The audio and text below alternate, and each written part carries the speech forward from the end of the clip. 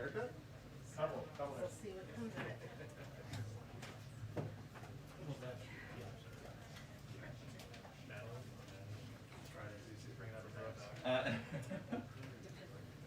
Flying after this.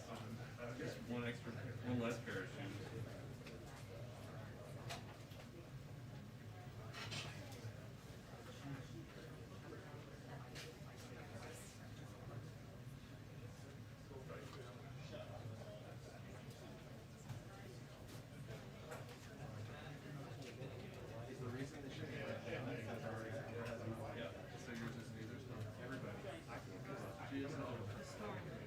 I mean, it's from our honor, yes. We saw a flip. The GSA came and asked us, but we're not yet sure we're here. Yeah. We're not here anymore. So I couldn't identify what's wrong other than, I said, how do you know you're not getting it yet? It was. Were you guys outside? Yeah, it took out our water to hold your own. It was so.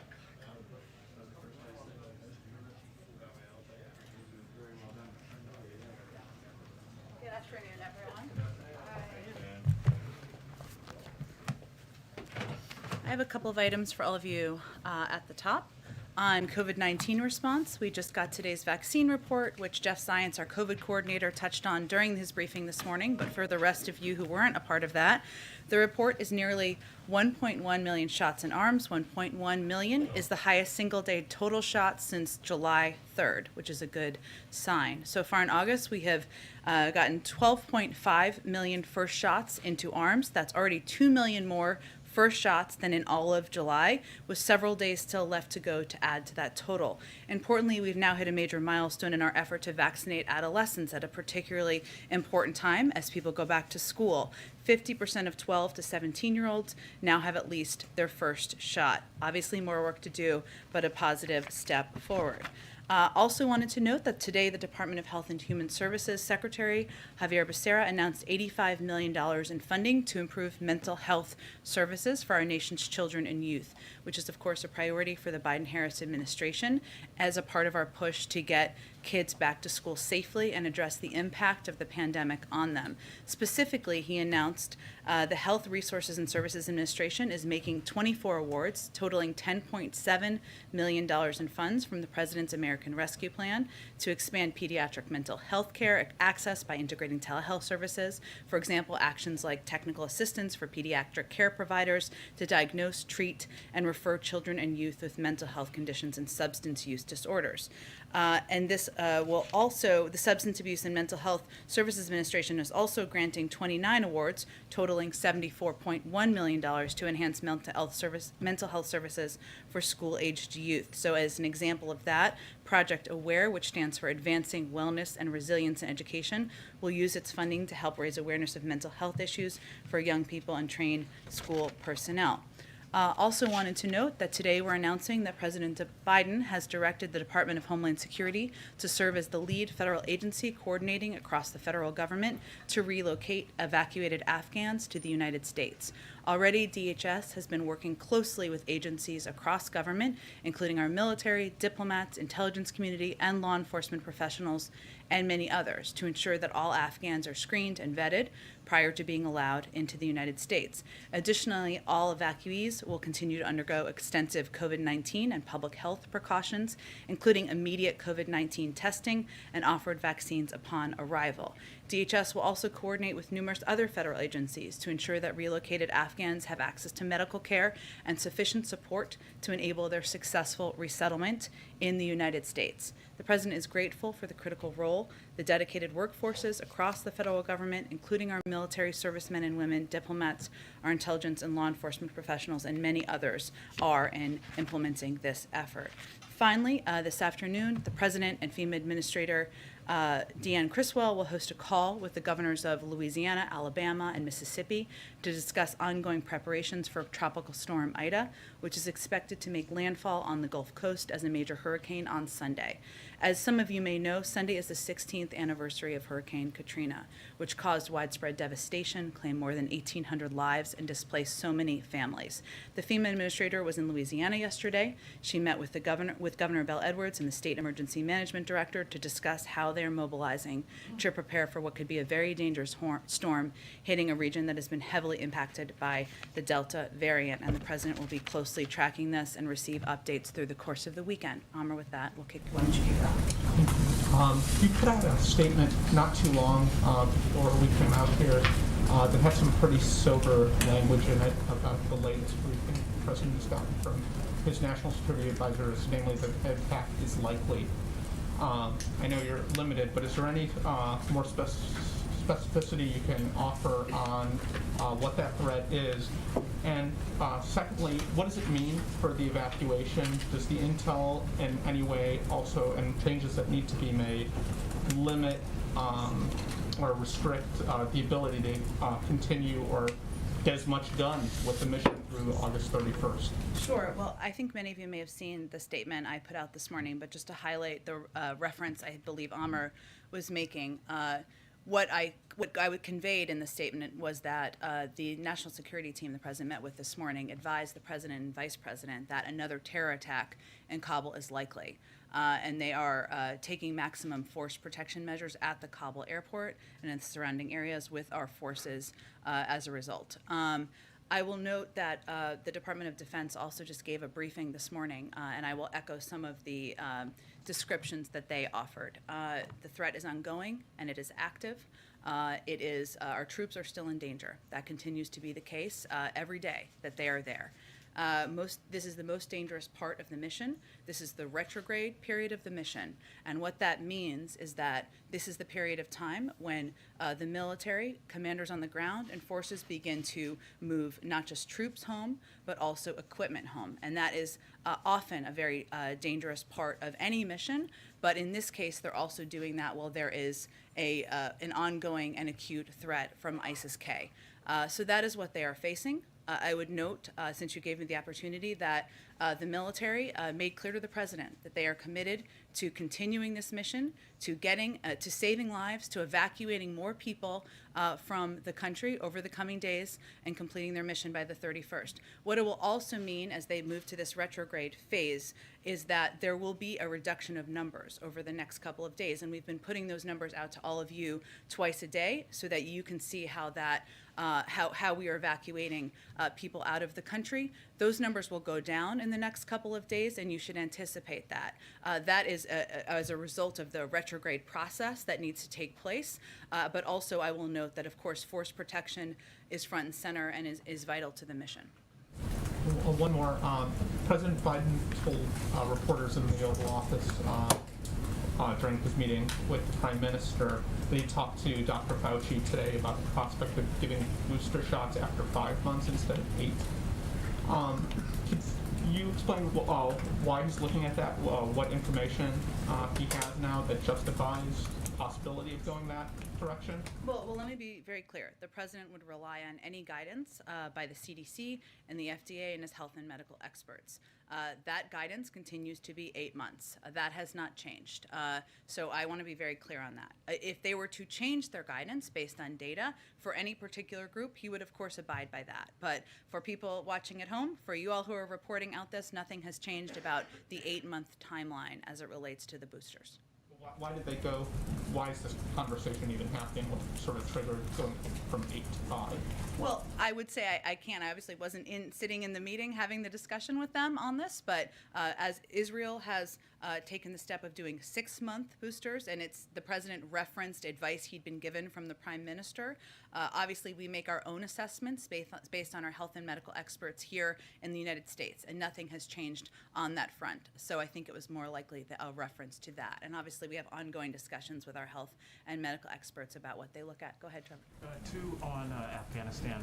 First, I just wanted to get an update on the President's plans, if he has any to meet the troops when their remains are returned to the United States. Well, there hasn't been an announcement, as you know, by the U.S. military about the timing of that, but I can reiterate what I conveyed yesterday, which is the President will look for any opportunity to honor the servicemen and women who lost their lives yesterday, but I don't have anything to announce at this point in time. Okay, and then just One other thing, there's been some reporting around the Taliban requesting an ongoing diplomatic presence in Kabul from the United States.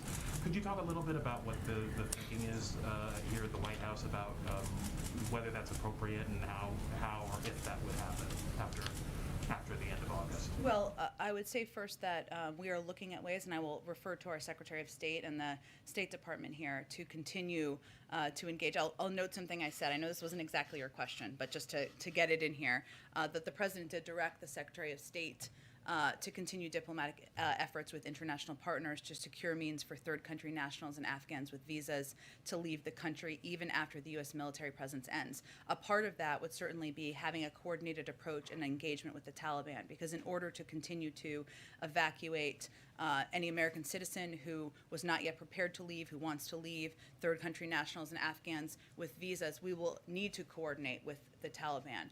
That does not mean or translate into a presence on the ground. As we've noted, we are pulling our presence out by the 31st, and that has not changed. Go ahead.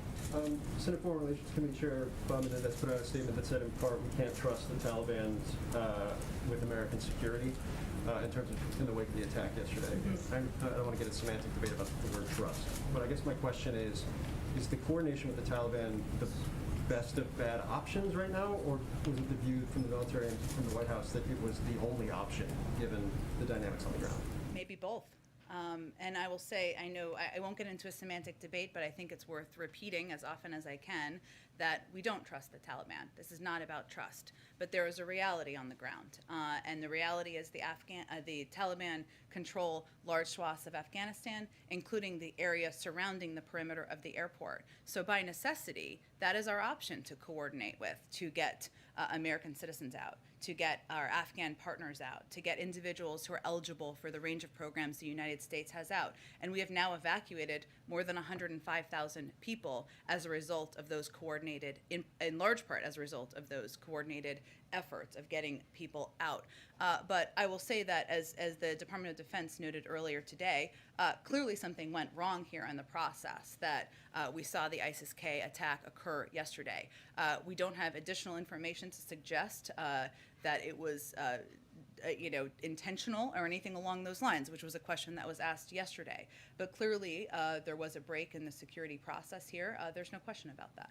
And just one more kind of following up on what Amar asked. It is rare that you have U.S. officials be this definitive about the security threats that are being faced anywhere in the world. Mm-hmm. But this has always been something the President has pointed to as to why you wanted to stick to the August 31st deadline. Is there a tangible difference in what you guys are seeing or have seen over the course of the last several days that makes this moment different than what the President was citing a week ago or 10 days ago? Well, I can't always, I know you're not asking me to, but I can't clearly get into specific details from here. But what I think the reason we put this out publicly in the way we did is because yesterday there was a attack by terrorists that killed 13 members of the U.S. Military. And it's important for us as the government to be clear about what threat our U.S. forces are facing on the ground as they continue to implement the mission. And that threat is acute, it is ongoing. Our troops are still in danger, and they are taking the steps they are taking to save lives and evacuate people because of their commitment to the mission, and we felt it was important for people to understand that. Go ahead. Thanks, Jen. I also wanted to ask you about the statement you put out. You said that in light of yesterday's attack, the troops there are taking maximum force protection measures at Kabul airport. What resources are available to them that they didn't have yesterday? They have the same number of troops and the same amount of equipment. Any resources that they need and they request from the President, they will be granted, but I'm not going to get into additional details. Okay, and then I'm also wondering if the President has any plans to speak to the families of the fallen service members? Yeah, so how this process works is the next of kin notifications would, of course, happen by the Department of Defense, typically in person to next of kin. I believe they gave an update on that this morning, conveyed that that process is ongoing. The President wouldn't then make a call or reach out until that process is completed, and it would be up to the next of kin and the families to determine if they are prepared to receive a call from the President of the United States. And I think it's important to note that this may be the worst day of their lives, and they may or may not feel they're ready to talk to the United States or they want to talk to the President of the United States, and that's their choice. But I expect once any calls are completed, we'll provide you all an update. Great. And then finally, I want to know if the White House has any reaction to the swath of Republican lawmakers who are now calling on the president to resign over this. Well, Nancy, I have to say that seeing some of this occur or be called for or be put out on Twitter, the backdrop here is the U.S. men and women of the military deployed on the ground are bravely continuing to implement a mission to save lives on the ground. American citizens, Afghan partners, many people that some of these same individuals are calling for us to evacuate. Yesterday, they lost 13 of their own, and the president made absolutely clear that we are going to hunt down, go after, and kill the terrorists who are responsible. Everyone should be supportive of that. So you're saying now's not the time for politics? Correct. Go ahead. Thank you, Jen. When the president says, we will hunt you down and make you pay, what does that look like? Is he going to order a mission to kill the people responsible, or would he be satisfied if they are captured and brought to trial? I think he made clear yesterday that he does not want them to live on the earth anymore. Okay. And as the U.S. is coordinating with the Taliban about security for the next couple days, some of the people running security for the Taliban in Kabul are terrorists with millions of dollars worth of bounties on their heads. Are we going to try to bring those known terrorists to justice before we leave the country? Peter, I think our focus right now is on doing everything we can to get the remaining American citizens who want to depart out of the country, to get our Afghan partners out of the country. As I just said in response to Phil's question, this is not a preferred relationship or a situation that we would have designed if we had started from scratch. I think that's very clear. But right now, we need to continue to coordinate. That's our focus for the next couple of days. And the last one, you said that you think we're going to have a great deal of leverage over the Taliban after we leave. You think we're going to have more leverage with no troops on the ground in Afghanistan than we do with thousands of troops on the ground in Afghanistan? Well, to be clear, one of the steps that the president directed his Secretary of State to take, which was in my statement this morning, was to engage with our international partners to determine what the path forward looks like. And there are key components here. The Taliban are going to want a functioning airport. So do we. There's an enormous amount of economic leverage that the global community has. That's something we need to work with our international partners on. As we have more to update you on, we will update you on it. In terms of the president's commitment to make those who are responsible for yesterday's attack pay, is the president committed that even after American troops leave Afghanistan, he would be willing to send in American troops, even in some covert form, to complete that mission to kill those who are responsible? I'm not going to get into details from here on what hunting down and going after the terrorists who killed 13 service members will entail or detail, and I don't think the Department of Defense will either, but that commitment will remain until it's done. Suffice to say, it means the potential exists for troops to go back into Afghanistan even after that. Again, I'm not going to get into the detail of what that would require, but his commitment remains until it's done. Understood. In terms of the commitment, just so it's clear for Americans right now, just 4+ days away from the August 31st deadline, is the White House's commitment still at this point that all Americans who want to leave Afghanistan will be able to leave before that date? That is what we are focused on, committed to, and working toward. Go ahead. Back on the diplomatic efforts, it's Friday, the deadline is Tuesday. What more can you tell us about these talks the president's directed the Secretary of State to undertake? How close is an agreement? Will we have a diplomatic presence in Afghanistan on September 1st? That's not what we're predicting, nor are we predicting we're going to have we're not predicting a diplomatic presence on the ground in Afghanistan.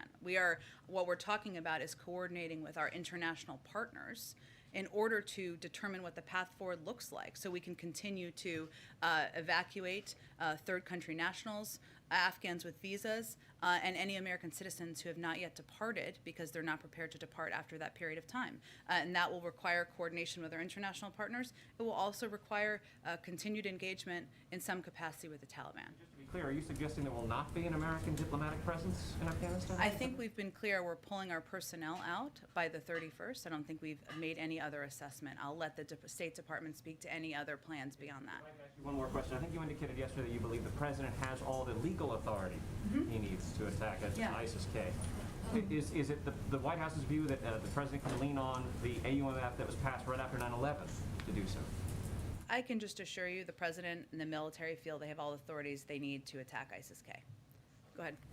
To follow up on Steve's question, the G20, some members of the G20 are pushing for a special meeting on Afghanistan, Italy, India. Is there a discussion yet of having a date for a special G20 meeting on Afghanistan? It's a great question. It would really happen and be coordinated through the State Department, Jennifer. So I would refer you to them. I expect they'll have more details on their planned engagements with international partners in the coming days. And then the President in the Oval Office talked about how if diplomacy fails with Iran, he would be willing to look at other options. Can you share a little bit more about what other options might mean? Well, any president always maintains a range of options, but I would tell you that our objective and our first priority and focus is on a diplomatic path forward, and that's where we're putting our energies at this point in time. Go ahead. I know that there have been a lot of questions about this, but I just really want to try to get some clarity around after August 31st, for people who will still be on the ground in Afghanistan and want to get out.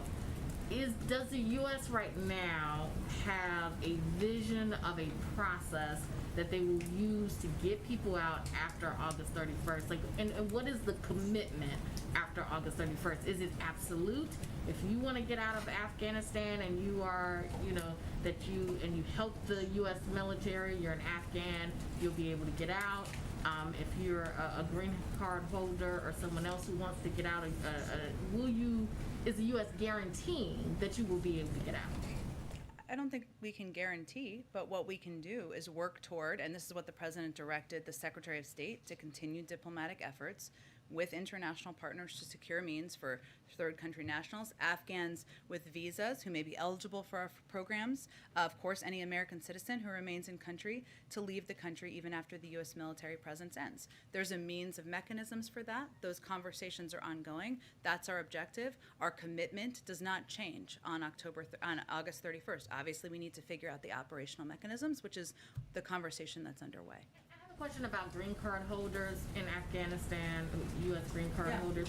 Are they being prioritized right now, or is it only U.S. citizens? Are green card holders not being prioritized at this point?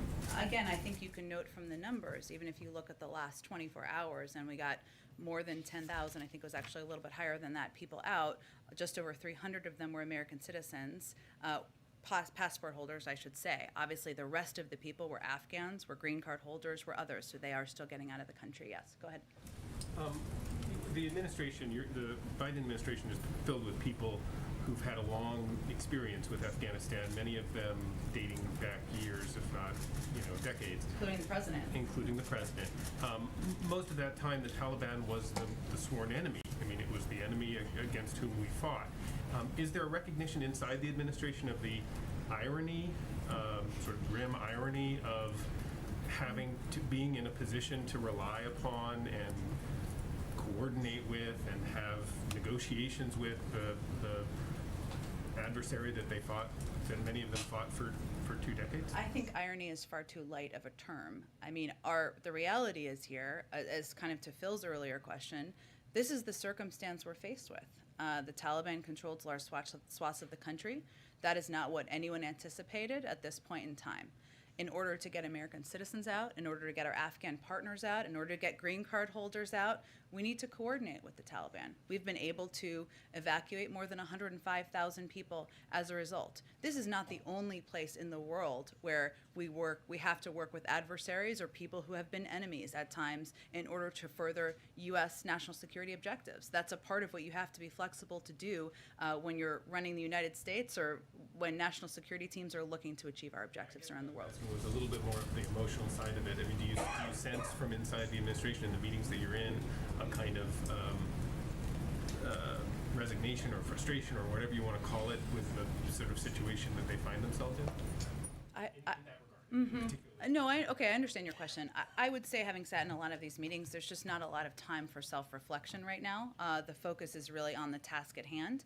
And even as we're talking about these threats that are acute and ongoing and increasing, we're focused on that and what the information is that's incoming, what steps we can take to get more people out over the coming days or the remaining days. So I wouldn't say there's a lot of focus on self-reflection at this point in time. Go ahead.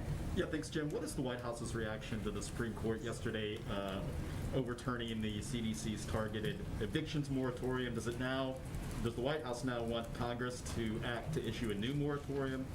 And what is the White House doing to address what could now become a real eviction crisis for many renters out there? Sure. Well, first, President Biden would, of course, support congressional action to authorize an eviction moratorium, and the Supreme Court has now clearly outlined that as the sole way a moratorium could remain in effect. Now, at the same time, I think it's important to remember what our objective is here. Our objective is to keep as many people around the country in their homes as possible. Federal legislation is one way to do that. Obviously, the eviction moratorium we have had in place and we've been issuing month to month is one way to do that. But the ERA funding that came through the American Rescue Plan and is going out to states is another way to do that. And we have asked, and we have put out today, the Department of Treasury and the Secretary of HUD sent a letter calling on all governors, mayors, county officials to put in place their own moratoria. There are 7 states across the country who have done that. It has the same impact, right? Because it is preventing people from being kicked out of their homes, and these states have the funding, thanks to the American Rescue Plan, to get that done. Now, the other piece that's our responsibility that we continue to focus on is working to eliminate any red tape that exists. We made some announcements earlier this week that allows renters to attest to their economic circumstances to make it easier. That is, we have seen an impact in some states, but we're going to continue to look for ways to ease the burden and make it easier to get access to this funding. You said that Biden would support another moratorium, but is he going to actively urge Congress to take up a vote and pass one, to issue one? He has conveyed that, but I think it's really important just to go back, not to beat a dead horse here, but to not miss the forest through the trees here, which is what we're trying to do here, is prevent people from being evicted from their homes. If there were enough votes to pass an eviction moratorium in Congress, it would have happened. It hasn't happened, right? So what we're looking at now is how to achieve the objective that we all share, which is to, not everyone, I should say, but a lot of the people who have calling for an extension on this, which is to keep people in their homes. There is means to do that in these states. 7 states have taken the steps. More states can take the steps. They have the funding they need. Go ahead. Thanks, Jen. We've heard reports that refugees from Afghanistan have been landing at Dulles Airport and they've had to sit on airplanes for hours at a time, sometimes with no or limited access to food. Is this something the White House is aware of, and are you making any efforts to smooth this out? I know you said DHS is sort of taking the lead on relocating Afghans, but what does the White House think about these conditions right now, and what are you all doing about it? Well, certainly we are always working to improve the conditions for people who are coming to the country. But I think the important context here is why that is. And that is because our security vetting process is so thorough that even as people are vetted before they come, they go through a background check before they come, we implement multiple layers of checks, including a confirmation in some cases on landing. And that is to check the manifests, and in a limited number of cases, we have vetting processes that may be unresolved, very limited, but that may lead to, at times, a delay and individuals being held on the plane so that we can have that process seen through. Now, of course, ensuring that people are treated humanely as they are coming to the United States, they have access to food and to water, is something we are committed to, and we will continue to improve any of these conditions. But I think the reason why these planes are waiting is also an important part of the context here as well. Follow up on one thing. I know earlier you addressed some of the Republican criticism of the president, but what is your message, what is the White House's message to Democrats who have expressed substantive concerns about the withdrawal from Afghanistan? Do you have any message to them or response to some of their criticism? Is there a specific piece? I mean, Congresswoman Susan Wild, for example, has said that, it's clear to me that we could not continue to put American service members in danger for an unwinnable war, but I also believe that the evacuation process appears to have been egregiously mishandled. So what's your response to something like that? Look, I don't have any direct response to any member of Congress, but what I will say is that it is easy to throw stones or be a critic from the outside. It is harder to be in their arena and make difficult decisions. And the decisions that a commander-in-chief has to make include among difficult options, right? These were the options. You send tens of thousands of more troops in Afghanistan to potentially lose their lives. That's an option. Some support that. That's their prerogative.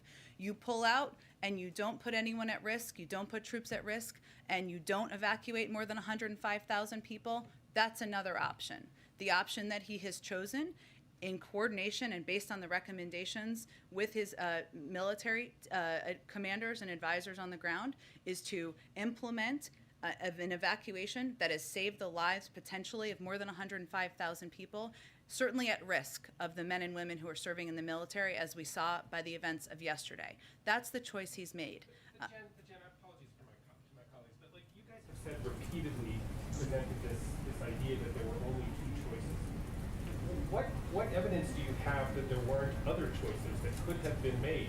I mean, What's the other choice anyone is offering? For example, the president could have said to the Ghani government in May, look, we're going to start a mass evacuation of all of the U.S. personnel. We're going to put out an announcement that says, you know, we advise all of our Afghan allies who worked with us to start evacuating as well. It would have been a show of no confidence in the Ghani government. There might have been other repercussions. I'm not suggesting that's the right way to have gone. I don't know, but it is another option, and I'm sure there's 10 other options that I haven't thought of. So why do you present it as these being the only two options? There are, of course, other options, but there are consequences to every option. That is my point. So let's take your example. If we had evacuated and moved in C-17s, 6,000 troops, I think that's what you're suggesting, and implemented this evacuation in May, you know what would have happened in all likelihood? The threat on U.S. forces would have increased at that point in time. ISIS-K. You would have been operating in a capital that wasn't overrun by the Taliban. How do you know that? Well, the Taliban wasn't near Kabul at that point. Look, Mike, I think it's easy to play backseat. Let's look at what could have happened 3 months, 4 months ago. I think we've been clear on a couple of things, I will just say. No one anticipated, I think including on the outside, that the Afghan government would have fallen at the pace they fell. And the president and members of our national security team have spoken to that as well. We didn't anticipate the Afghan national security forces would have folded as they did. We didn't anticipate that. And as a result of that all happening, we saw a chaotic situation just 2 weeks ago. So you can always, my point in the response to the question is that there are consequences to any of these difficult choices and decisions. That is what faces you as commander-in-chief, and that was the larger point I was trying to make. Go ahead. Thank you, Jen. Can you tell us anything about the 13 service members who were killed yesterday, like gender, age? Is there anything you can give us without compromising? I wouldn't be in a position to share details about individuals. That would come from the Department of Defense, and as I noted, the next of kin notifications are still happening. Go ahead. Yeah. WHO Director General said the scientific evidence on recommending booster shot remains inconclusive, and that the WHO is still trying to look at safety. And we know that President Biden and the First Lady will soon take their first shot in their booster shot in a few weeks. Are you concerned that the president will take maybe a booster shot that is not scientifically, that has no scientific evidence? No, it was approved by our FDA and recommended here in the United States, and that's the gold standard of this type of data review. Go ahead. In the last 24 hours, we understand that approximately 12,000 people have been evacuated out of Afghanistan. Yes. We know that for security reasons, you can't get specific on what security plans are in place, but generally speaking, can you say if any of the protocols or plans on the ground have changed to enable these evacuations safely, despite the threats that are currently there? Sure, I understand your question, and certainly they adjust and make adjustments on the ground. The commanders on the ground do, in order to keep their troops safe, in order to successfully evacuate more people from the country. And as you noted, we're obviously not going to get into those details from here. It's also important to note and just reiterate, as I said earlier, that you will see a reduction in numbers over the next couple of days, and that is because they are beginning the retrograde process over the course of the next couple of days. They will also be mindful of troop posture and keeping the men and women of our military safe to the degree they can. Over the last few days, we have seen images of service members kind of creating this human chain, this human barrier holding people back in Kabul. Do you know if that's still happening? That seems like it's putting them in a very vulnerable spot. The service member, sorry, just so I understand. Just images of them kind of blocking groups from getting to a certain area.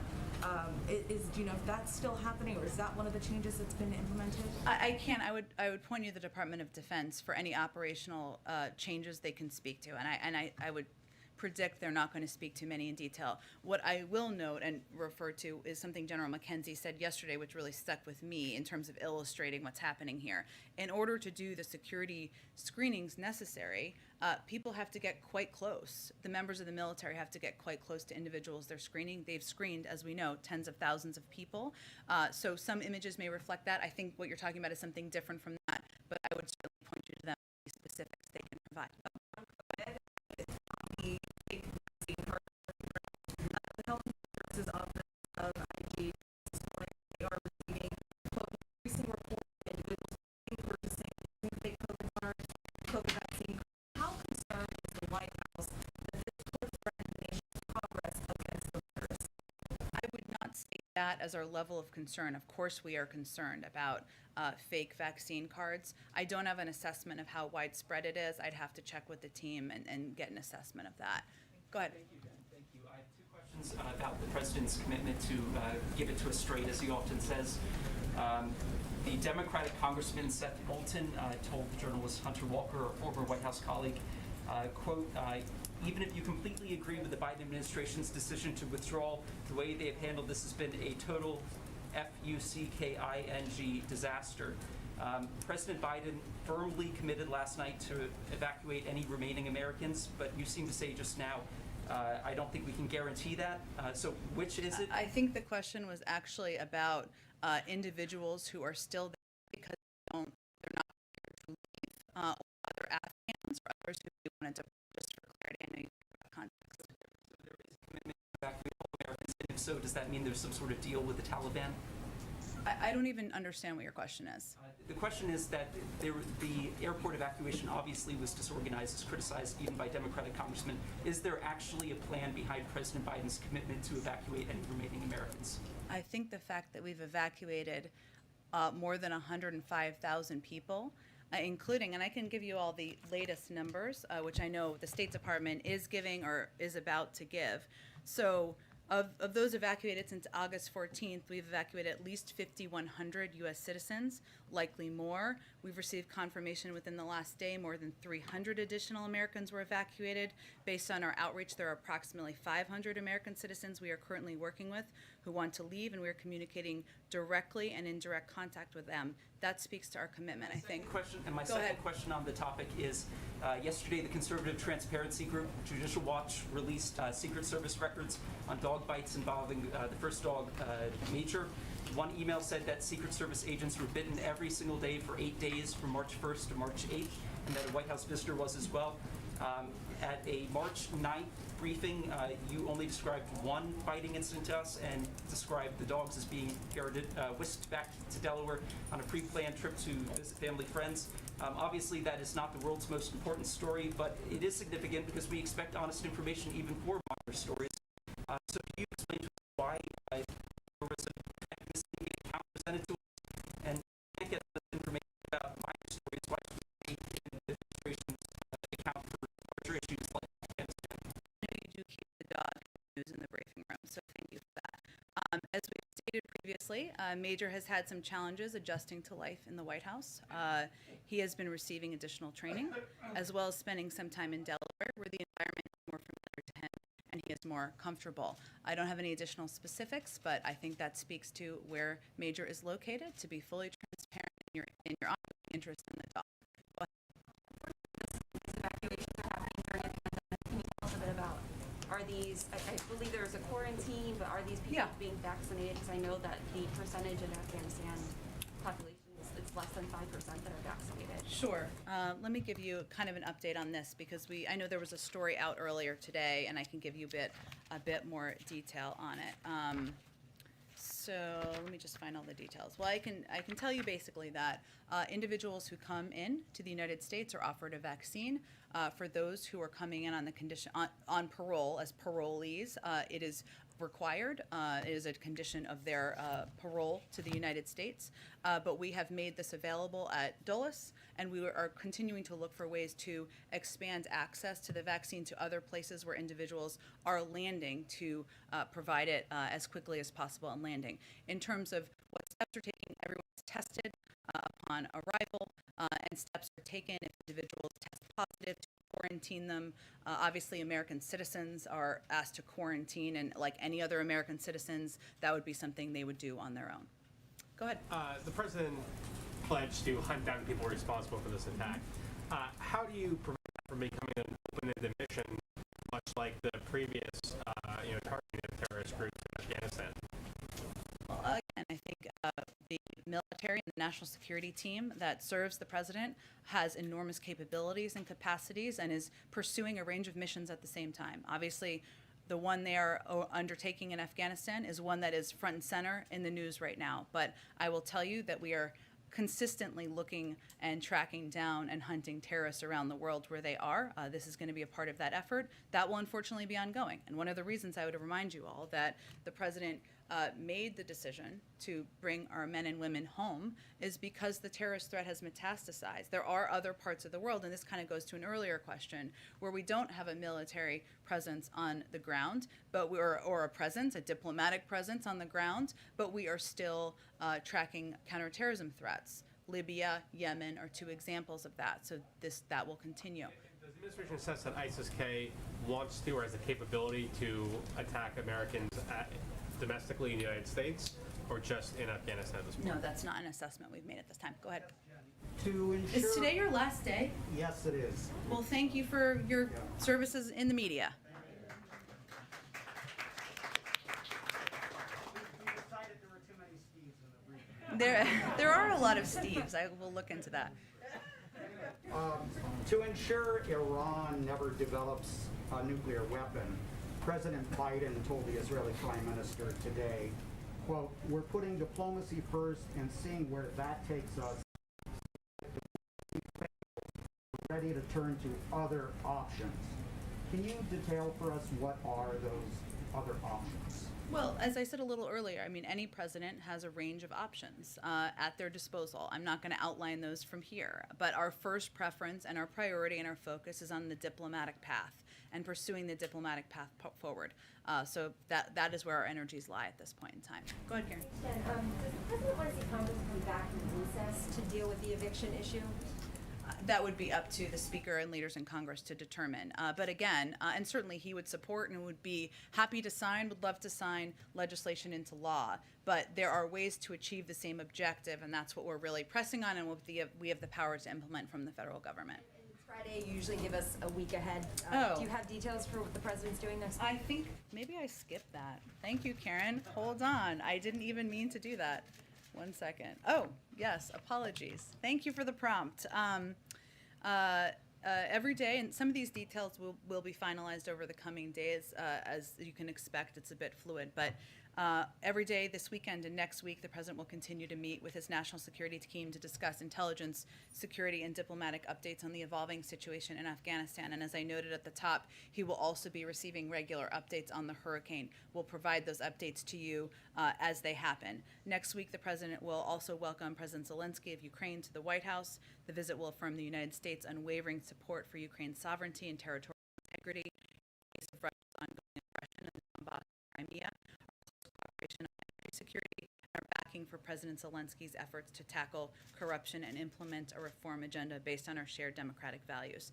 And on Friday, he will deliver remarks on the July jobs report and the progress made by his administration to build the economy back better. As we have more details over the weekend, we will provide them to all of you. Go ahead. Thank you, Jen. Oh, it's our Friday guest. We'll get to him in a second. It's been a while. Go ahead. Thank you, Jen. Two quick follow-ups here. I wanted to return to the binary of continuing a forever war that both Republican and Democrat administrations opposed, that the polling showed the majority of the country opposed, and then the withdrawal and the idea that that's going to be given events the past weeks. Does the President feel that U.S. military personnel were put in the best position to carry out their mission on the ground? Well, I would say first that anything the U.S. military has asked for as they're working to implement this, they have granted. And I think they would confirm that as well. The President asked them that at the end of every meeting. I would also note something that was said yesterday at the Department of Defense briefing, which is that They know they are, and this is why the men and women of the military are so amazing and incredible. They know they are putting themselves in harm's way. They're working on implementations like this, and working on implementations and putting their plans that have first possible protection front and center. We're dealing with a real threat from ISIS. Of course, of yesterday, unfortunately, happened. Yes, the president said that the after talking to military officers, the American base is not much value. I'm curious because General Miller earlier, I guess, said if we keep Bagram and the embassy going, that would be a significant number of military forces that would have exceeded what we had, or stayed the same, or exceeded what we had. Was that decision about leaving that air base, was that because it wasn't a value add, or because it would have required, sending more troops over there? Well, Bagram was an enormous base that required an enormous presence. It also made it, and also it has a significant different distance, I should say, from Kabul. Significant, I guess, is all relative, but is far away from Kabul. So it would have required quite a presence to protect, and it wasn't located in a place that would have been as effective in evacuating people who are located in Kabul. Really quick one. Yeah. The president said yesterday, quote, "We have greater threats coming out of other countries, a heck of a lot closer to the United States." Is there anything that you can tell us a little bit, like what countries he was referring to in particular, as opposed to Afghanistan? It's a bit of an alarming statement. I think he was intending to convey what he's conveyed many times about the metastasizing threat from a range of terrorist organizations that have greater capacities around the world, and how we need to keep our eye focused on those as being one of the root reasons why he brought our men and women home. Go ahead. Have any not arm America to align, choose to find an ally in Well, that's certainly our expectation. Yes. Working. Quickly, first of all, said to me that the Taliban is preparing to take over the airport by as early as Saturday, and there may already be some infiltration into parts controlled by the military. Wondering, has the president moved on August 1st with on a No. The Department of Defense gave an additional update about 2 hours ago on the raid process. I'm not obviously in that report, and I'm happy to talk to them about it after, but nothing has changed. Follow-up question. It's easy to critic outside heard from makers, but some members of the Marine Corps have taken to social media and they're criticizing not the president, but top generals for failing to be accountable for a strategy that they say costs lives. For example, we've just been talking about Bagram. The closing of that no longer had the high trauma capabilities to deal with some of these horrible and horrific injuries, and that the airport was ill-equipped. Any sort of serious injuries, you'd have to be medevac to Germany. Was this a miscalculation on the part of the generals? And with regard to the president, he said he was listening to his generals. 2 questions really quickly on that. Sure. Does he believe he was given bad advice? And will he ask for any resignations of his generals, given the high cost of American and Afghan lives? No to both of those questions. I think that what the president looks at the events of yesterday as a tragedy, and one that was felt viscerally by the leaders of the military as well. And losing members of your men and women working for you from the service branches is devastating. It's devastating for the president. It's devastating for the leaders of the military as many times as it has happened. And it is a reflection on all of them and the people on the ground that they are continuing to implement this mission even under difficult and risky circumstances. Go ahead. Just as a follow-up to the previous question, Republican lawmakers have really targeted Secretary of State Blinken. They went so far as to introduce impeachment articles today. Does the president still have confidence in the Secretary of State, and what is the White House's response to the articles of impeachment? Yes, he does, and I have no response on a day where we're still honoring the lives of men and women in the military who were lost yesterday. Go ahead. Thanks, Jim. I've got 2 questions, one on Afghanistan and one on the bilateral. On Afghanistan, do you have any updates as to those people, those Americans that you were saying you were still trying to contact and to figure out where they are? Has there been ever any progress on that front? So I gave a little bit of an update earlier, but we've received that just over the last day, we evacuated more than 300 additional Americans. Those were a number of people who we're working to engage with and be in contact with. There are approximately 500 American citizens we are currently working with who want to leave, and we're communicating directly with to facilitate their evacuation. That's the update from the State Department. They may have more details, given they have been overseeing the constant contact, which we went and did another round of contacts via email, text, WhatsApp, phone over the course of yesterday. And on the bilateral, the president said that he was still right now focused on diplomacy regarding the Iran nuclear deal. How long is he willing to fight that diplomatic? When does he feel like it's done? He's moving to other options. I'm just not going to give an end date on that, given it is by far and away our best option and the preferable option. And we're in this situation because the prior administration pulled out of the Iran nuclear deal and prevented us from having the visibility we need into Iran's capabilities. And that is why we're going to continue to pursue it, but I don't have an end date or an end timeline. Go ahead. Thanks, Jen. Justice gave an interview times, and I know there's a lot of activity like pushing out this, but the White House has made any preparations for a potential Supreme Justice?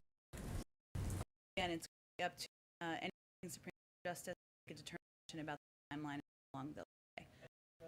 That's any concerns of assistance aid has actually gone out of the states. You know, the federal government only can change much, but the reached a specific system to get that. I would say we have had a number of members of his cabinet, senior officials, who have been engaged directly with governors about how to aid out. A number of steps we've taken to clear red tape and easier than the federal government has been, a result of these discussions can make it easier to get money out.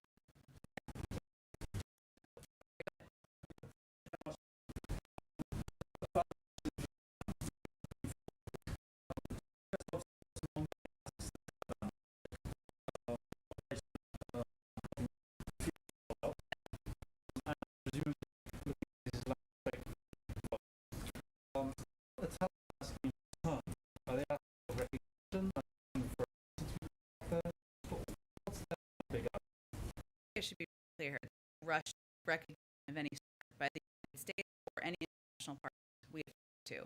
I am, as I've said in the past, absolutely not a spokesperson of the Taliban, so I would ask you to ask that question as to what they want. Go back.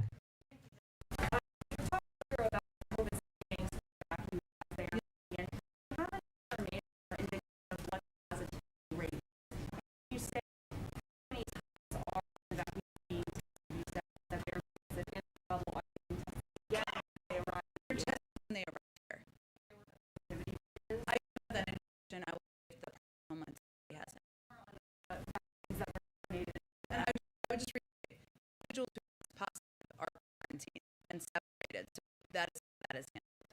Can I ask about the U.S. donated over $3 billion vaccines to Afghanistan? The U.S. put out a report saying the vaccine in Afghanistan is legal. Does the White House the U.S. have an indication of what's happened to the vaccine in the hands of the Taliban? Are they still being distributed, or are there concerned that the Taliban are to sell those doses? We work with Taliban as the government, and a lot of the assistance is often distributed to humanitarian organizations, others who go through COVAX. I have to check what implementation and mechanisms are. We are quite careful and very focused on vaccines not getting into the right hands. For individual countries we work with, and remember this was an issue with Cuba, right? We need to have mechanisms